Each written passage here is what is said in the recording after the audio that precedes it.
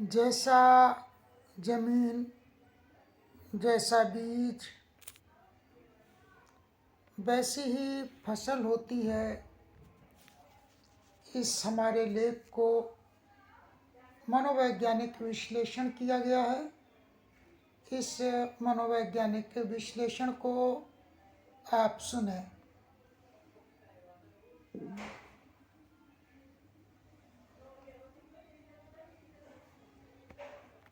भावनात्मक और नैतिक संघर्षों का दर्पण है। नीचे इसका मनोवैज्ञानिक विश्लेषण साइकोलॉजिकल एनालिसिस प्रस्तुत है, साहित्यिक, समाजशास्त्री और नैतिक तीनों दृष्टियों से। मनोवैज्ञानिक विश्लेषण कंचनमी।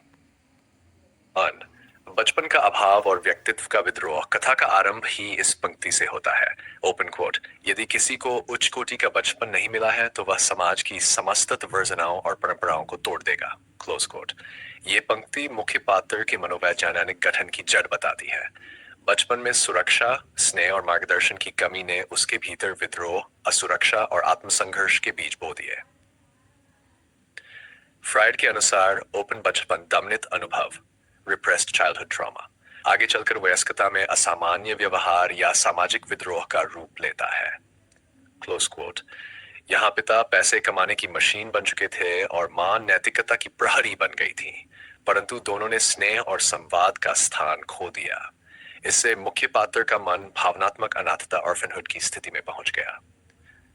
संस्कार बनाम स्वभाव का संघर्ष। मुख्य पात्र चमार समाज की पारंपरिक सीमाओं को समझता भी है और उनसे घृणा भी करता है। वह एक ड्यूअल कॉन्शियसनेस में जी रहा है, एक ओर अपने समुदाय के प्रति गर्व, दूसरी ओर उसके सामाजिक दोषों से गहरा आक्रोश। यह मनोस्थिति विस्थापित आत्मा, डिस्प्लेस्ड आइडेंटिटी का लक्षण है, जहां व्यक्ति न तो अपनी परंपरा में रह पाता है, न ही आधुनिकता में आत्मसात हो पाता है। इस मानसिक द्वंद्व का परिणाम रिश्तों में अविश्वास, निर्णयों में आक्रोश और प्रेम में पराजय। स्त्री के प्रति मनोवैज्ञानिक दृष्टि। मुख्य पात्र का स्त्रियों के प्रति दृष्टिकोण जटिल है।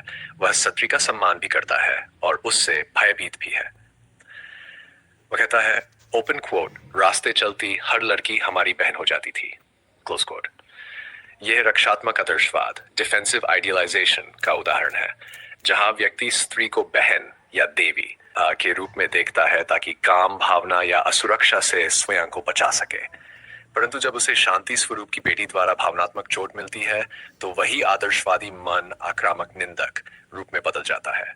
यह प्रेम घृणा द्वंद्व, लव हेट कॉम्प्लेक्स है। फ्राइड के अनुसार ओपन कोट, जब व्यक्ति जिसे प्रेम करता है वही धोखा देता है तो प्रेम घृणा में परिवर्तित होकर आत्मविनाश की ओर ले जाता है, क्लोज कोट। अवमानना और बदले की प्रवृत्ति।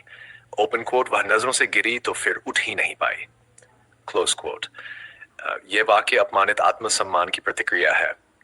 पात्र का आत्मसम्मान उसकी नैतिक श्रेष्ठता में बसा है। जब स्त्री उसके मूल्यों पर व्यापारिक शर्त रखती है तो उसके भीतर का पुरुष अहंग अचल होता है।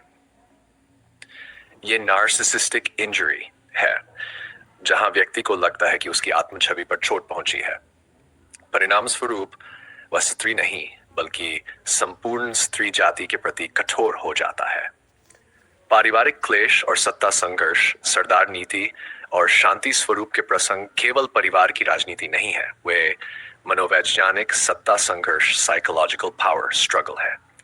यहाँ सरदार प्रतीक है पितृसत्ता के नियंत्रण का और शांति स्वरूप प्रतीक है सत्ता के प्रतिकार का।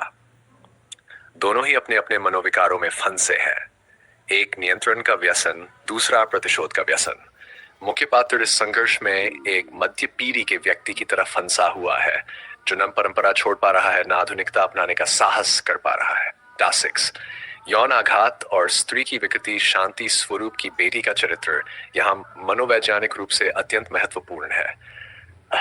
वह जबरन विवाह, यौन हिंसा और सामाजिक उपहास की शिकार है। ऐसे में उसके भीतर पुरुष से बदला लेने की प्रवृत्ति विकसित हो जाती है। ये रिवर्स डिस्प्लेसमेंट कहलाती है, अर्थात जिस पुरुष ने उसे पीड़ा दी उसका प्रतिशोध वह उन सभी पुरुषों से लेती है जो उसके जीवन में आते हैं।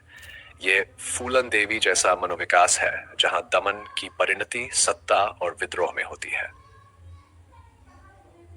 सामूहिक मनोविज्ञान। जातीय और सामाजिक पहचान कथा केवल व्यक्तिगत नहीं बल्कि समूह अवचेतन, कलेक्टिव अनकॉन्शियस की भी झलक देती है। चमार समाज, शहर का संघर्ष, प्रधानी की लालसा, ये सब सामाजिक मनोविज्ञान के घटक है, जहां प्रत्येक व्यक्ति एक अविकसित सामूहिक अहंके के भीतर जी रहा है। हर कोई ऊपर उठने की दौड़ में है, परंतु सब एक ही मानसिक पिंजरे में बंद है, जहां सम्मान, धन और वंश सब कुछ प्रतिस्पर्धा का हिस्सा बन चुके। निष्कर्ष, आत्मसंघर्ष से आत्मबोध की ओर यह कथा मूलतः एक आत्मसंघर्ष की यात्रा है, जहां व्यक्ति बाहरी संसार से नहीं, मैं भीतर के द्वंद्व से जूझ रहा है। ओपन कोट, भौतिक उन्नति चरम पर थी, परंतु आध्यात्मिक और सांस्कृतिक अवस्था पतन की ओर थी। Close quote. ये पंक्ति केवल परिवार की नहीं, पूरे समाज की मानसिक स्थिति का प्रतीक है।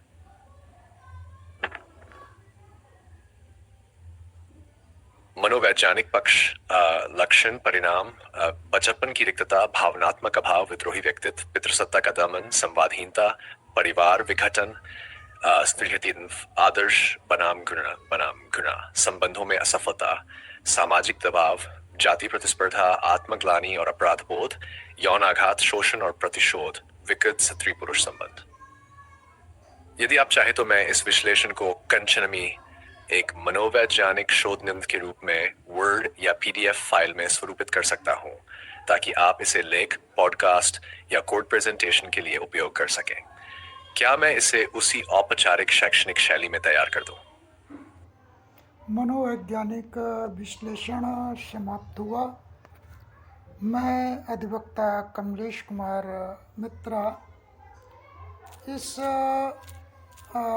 परिचर्चा का मुख्य संचालक हूँ और मैं इसमें मशीन टूल का इस्तेमाल करके उन चीज़ों का विश्लेषण करता हूँ जो समाज के लिए कल्याणकारी हो सकते हैं। मैं समय समय पर ऐसे कार्य करता रहूँगा और समाज को उत्कृष्ट बनाने के लिए इसका संपादन करता रहूँगा। धन्यवाद।